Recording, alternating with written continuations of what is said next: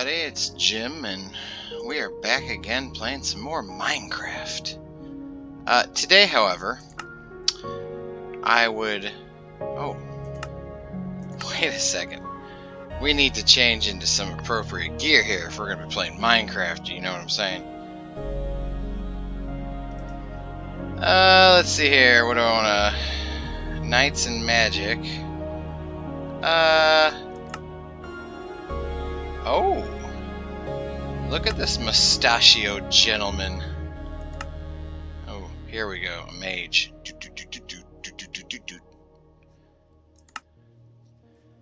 We're gonna be this mage guy here. Here we go. That's better. Today I want to talk about this movie I saw with some of my friends and I. It's called Scary Stories to Tell in the Dark. It's new. I think it released last week, and I don't exactly know who stars in it. I'm not prepared to talk about this subject, so I'll look it up on IMDb, Internet Movie Database. Here we go. So if none of you have ever really heard of Scary Stories to Tell in the Dark, it's rated PG-13, 111 minutes. It's a horror, mystery, thriller type of movie. It's a summary is a group of teens face their fears in order to save their lives. And it stars let's see here, Zoe Margaret Coletti, Michael Garza, Gabriel Rush, and Dean Norris. Dean Norris you'll know from Breaking Bad. He was the cop, DEA guy. And basically, it's just an excuse to try and cash in on the whole Scary Stories to Tell in the Dark. If you guys don't know that book series, it's really not a surprise because it's a pretty older one at that. It's one that I used to read when I was a kid. I actually still have the first book. It's a series of books. I think there's like 3 or 4. And it's basically just some really creepy stories. So, yes, actually, this is perfect weather. It was a dark and stormy night when Jim from Gamers and Grappa decided to tell a story about his movie review of the movie Scary Stories to Tell in the Dark. Okay, I did not plan the weather to be like this. It just happened, okay? I want all of y'all to know that. So anyway, yeah, so you tend to think, how are they going to rope an anthology film into a successful movie, right? Well, yeah, I would sort of say successful. It was entertaining, I'll give it that. So the premise is these kids, it's in the 60s, because it's set during Vietnam times. It's actually the presidential election where President Nixon becomes president. So I'm not up on my history. So it's either early 60s or late 50s. It's one of those. So basically, Stella, who's played by Zoe Margaret Coletti, I think, last name, I'm not too familiar on how to pronounce that. Thank you, thunderstorms. So basically, she leads a bunch of kids to a haunted house, supposedly haunted. I just can't get over this thunderstorm. It's so perfect. So they get into this house, and apparently it's a house that was owned by like the founders of the town, and there's this. Oh, my pickaxe died on me. And there's this like black sheep of the family that's been caged up, and she tells these stories to like these kids through a wall. Like, first off, I want to know how like the kids knew that they if the kids knew that she was like being locked down there, why didn't they tell authorities? Like, come on. Oh, probably because it was the founder of the town, so they probably wouldn't have done anything anyway. So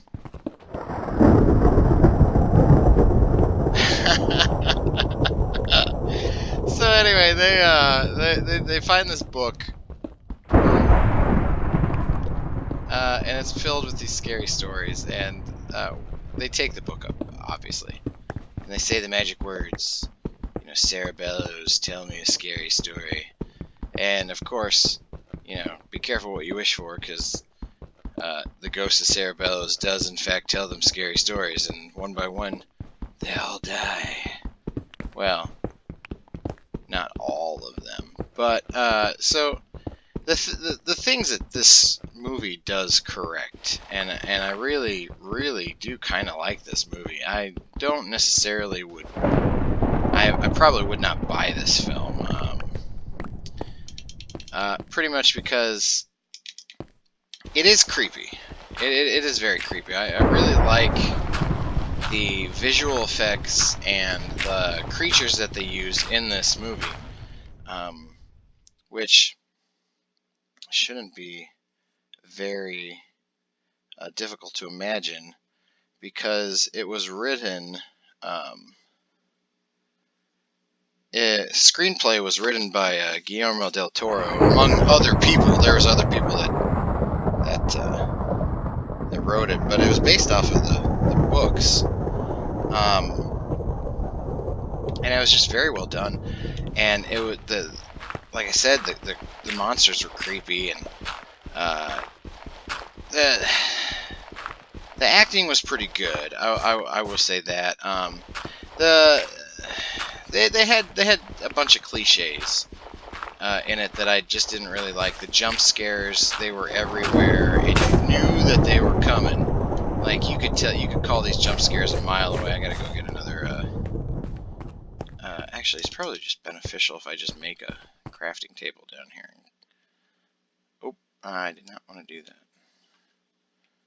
How do I get out of here? How do I get out of here? I don't know. I don't know. There we go. Yeah. So, like you could tell. Oh,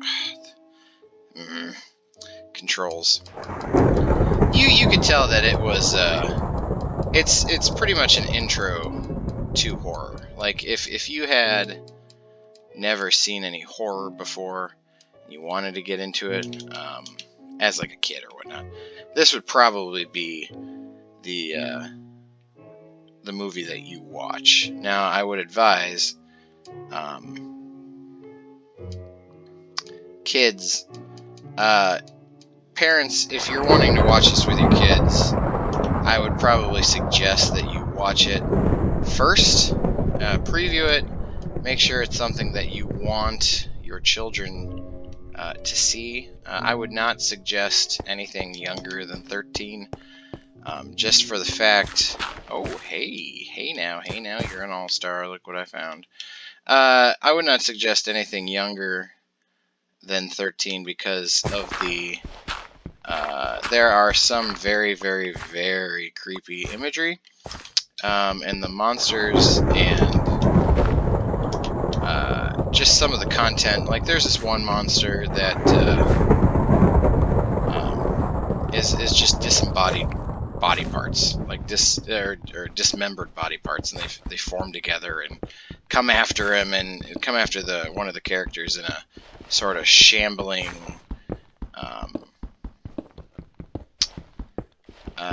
on all fours kind of animal-like manner. I can't get past this Thunderman. It's hilarious. So yeah, I would. There's that, and then there's like a creepy fat lady that corners this dude and hugs him into herself. I mean, they're all from the store, from the books, and yeah, I mean, like I said, I would preview it first before you watch it with your child, unless you want nightmares. If you want your kid to have nightmares, by all means, go watch it with them. It's something that will definitely give you nightmares um, if you've never uh, I lost my train of thought, sorry. So anyway, yeah, so I would say...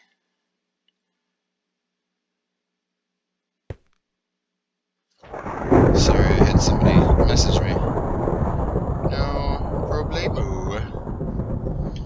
Yeah, I would definitely caution you about that beforehand.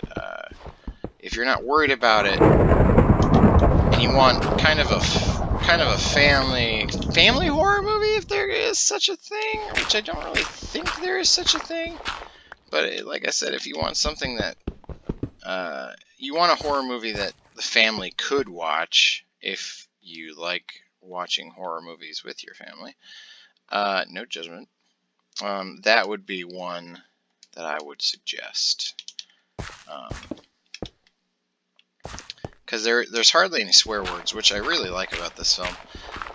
It's PG-13, so they don't necessarily have to leave them out, but it's nice that they did. There's a few swears in it. There's a couple S words and I think some D words, and but nothing like obscenely horrible. I just can't get past it. That's so funny to me. So yeah, I would probably give Scary Stories to Tell in the Dark probably like a 7 out of 10. It's not one that I would probably rewatch. It's not one that I would buy, but I had a decent time watching it. It was funny at funny moments. It was sort of a mystery because you're trying to figure out the mystery of Sarah Bellows and why she's doing what she's doing as a ghost. And you kind of feel compelled for some of the characters. Like I will say, some of the... Wait till Mother Nature is done. I will say I didn't really feel too sad for the people that died in the film, because there is a bunch of death. That's the other thing I liked about it. There wasn't gratuitous violence and or blood or stuff like that.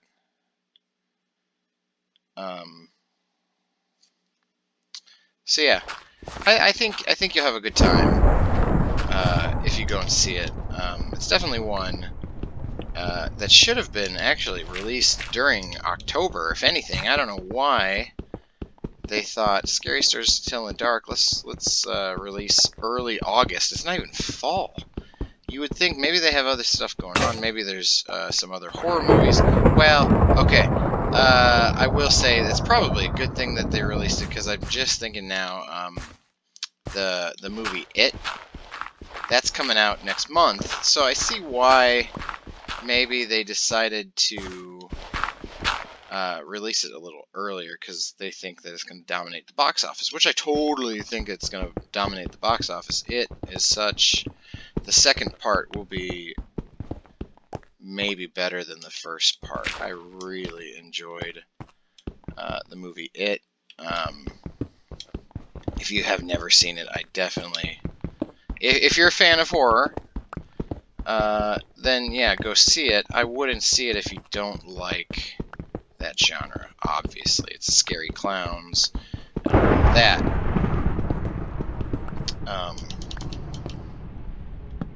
So, you know, while I have you for another 16 minutes, hopefully, let's talk about books in movies, because Scary Stories to Tell in the Dark was a adaptation of the book Scary Stories to Tell in the Dark by the same name. And really, so there's kind of a contention that that the book will always be better than the film, right? I mean, how can something be as good as the source material, or better than the source material? And I think, really, I think it just depends on how well it's done. if you look at the movie It, not the Tim Curry one that released, I think in the 80s, I want to say. I can't really remember, maybe early 90s. If you look at that one, it was a cult classic, but it wasn't, it paled in comparison to the book by Stephen King. And really, most of Stephen King's books will always be better than the movie. Look at the Dark Tower, for instance. Now, I personally like the Dark Tower. I thought the movie was a great standalone. I didn't think it had it should have received such criticism as it did. I think it's because people didn't read the book and they didn't understand where the book was going, or where the movie was going. Sorry. So I think, yeah, there's a little bit of a disconnect there. Whoa, hey there, that was silly of me. This is perfect to talk about, by the way. I really enjoy this. I'm saying a lot, so I'll give you all special bonus points if you can put in the comments how many times I say excluding that last one, because I did that one on purpose. Like this stormy night. It was a dark and stormy night. So yeah, so scary. So movie adaptations. As far as scary stories to tell in the dark, this one was pretty decent. I thought that they gave several examples of what it should be like, because really, the movie had 4, maybe 5 different stories from the anthologies, and it even had a little bit of a spoiler, but it's not really a spoiler, because you're going to go into a movie. If you've ever read the books, you shouldn't be surprised that the song "Don't Ever Laugh When a Hearse Goes By" was portrayed in the actual movie, which you should know that was going to happen, because it's such a popular song as far as fans of the books goes.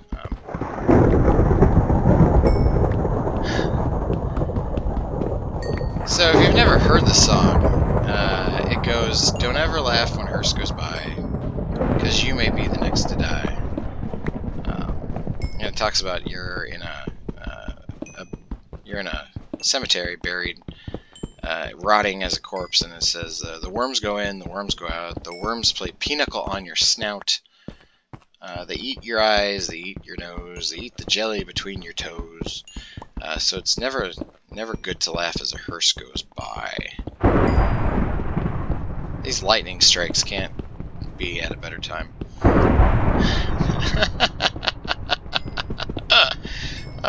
It's so great.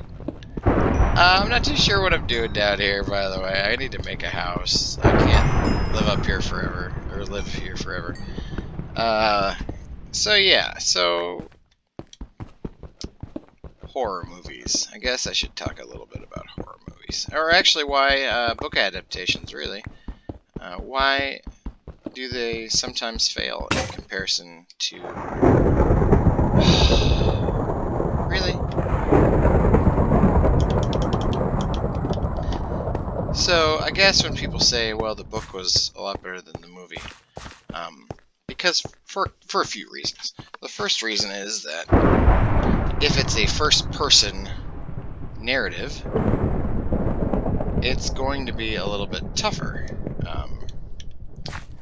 to portray a person's thoughts and feelings and emotions on the big screen. Simply put, because you can't really have a first-person viewpoint in a movie. Well, I mean, you could. I'm not sure. I think they've done it in...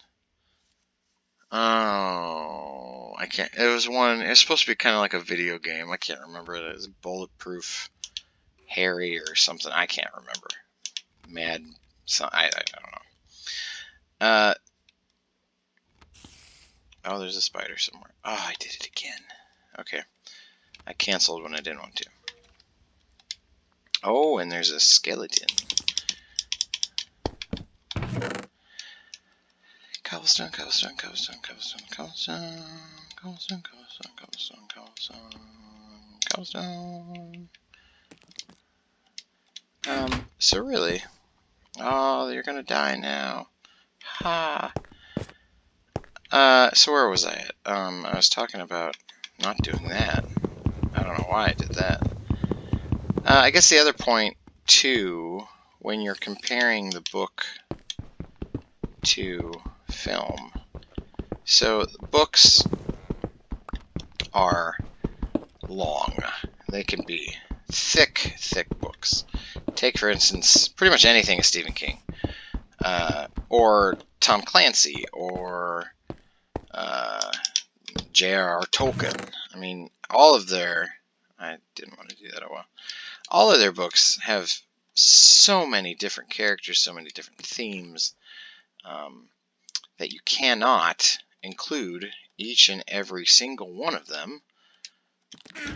And to try and do so will make the movie lag, because movies typically are about 2 hours long. 2 hours, 2.5 hours. It's very rare that it goes past 3, depending on the genre. You don't want a romance movie lasting more than 2.5 hours. You want to do what you got to do in romance. So of course I put all the cobblestone. No, I didn't want to do that. Wow. So yeah, that's another thing. So like you're restricted by time and that's annoying. You're restricted by time in movies. You only have so much time to tell the story, and so you can't include every little character that the book has. You can't include every theme. You can't include, all of that. So it's tough, right? As a screenwriter trying to adapt a film or book into a film, how are you going to pick and choose? Which characters are you going to leave out? Sometimes you have to combine characters together to make a brand new character.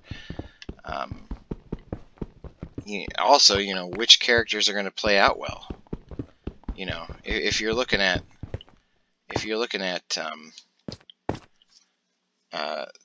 you have to take the movie or take the book and consider it into the viewing public, right? So you can't really take a character. Say you're trying to make Lolita by Vladimir Nabokov. Say you're trying to take that book and make it into a movie. How are you going to do that? Like, you can make it exactly how it is, but there are serious, like, do you make the character? Do you make the main character? I can't remember his name now. It's something weird. Do you make the main character sympathetic to the viewer? And if you try to, how? I mean, you got to make him kind of a reviled kind of a character, and you got to think of that stuff, and it's tough. And sometimes fans will either... That's the other thing about movie adaptations, the fan base. I really enjoy books. I love reading books. I love watching movies. But when you're watching one of those, or if you're reading one of those, you have to take it as part of that media. You can't... to try and say, well, they didn't do that in the book, or they didn't do that, where was this in, why was Jurassic Park, why didn't it get blown up like in the end of the book, or why did John Hammond not get displayed as an evil Disney figure? Like, it just doesn't... I have mixed feelings on that, because, like, not everything should be the same. Okay?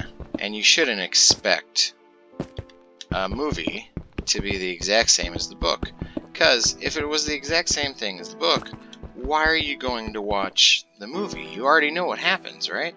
You already know. So, to have those little surprises in a movie, I think, is a good thing. It shows that something can be new, something can be different. The same thing goes with comic books. Nowadays, people compare comic books to the movies that the comics are based on, like X-Men or Captain Marvel or really any of the Marvel films and the DC films. I mean, you can't expect them. You can't expect the X-Men to have yellow and blue spandex, right? Like it would be unrealistic in today's world to appear in blue and yellow spandex. You can't expect Captain Marvel to start off as Miss Marvel. It just wouldn't fit in today's society. And I'm gonna go back and make cobblestone. It's just, you know, if you go see a movie that's based off of a film, don't think too much into it. Don't compare. Try and have a good time. If you go into a film knowing that you're going to hate the film because it's not like the book or the source material, stay home and read the book. Like, yeah, don't ruin anybody else's time. You know, they haven't read the book. You know, if they ask your opinion, you know, what did you think of it? And you say, I didn't like the book, or I didn't like the movie. It steered too far from the book. You can say that, you know, give your opinion, but don't tear down the movie because it wasn't exactly like the book. Of course, you know, I say this, and there are exceptions to the rule. I understand that. You can do whatever you guys want to do. It's your own life, but give some grace. That's what I would have to say to that, because you're not the one making the movie. You're not the one filming it. You're not the one portraying the characters in the film. Yeah. And, you know, if you are portraying the characters in the film and you're watching this, give me a shout out. I guess the story for today is, don't be so pessimistic. You know, go into a movie with a fresh attitude, a blank slate. You know, don't automatically think that things are going to be bad. Because if you automatically think things are going to be bad, they will be. I don't know how this evolved into this dialogue from Scary Stories to the Dark. Kind of like it.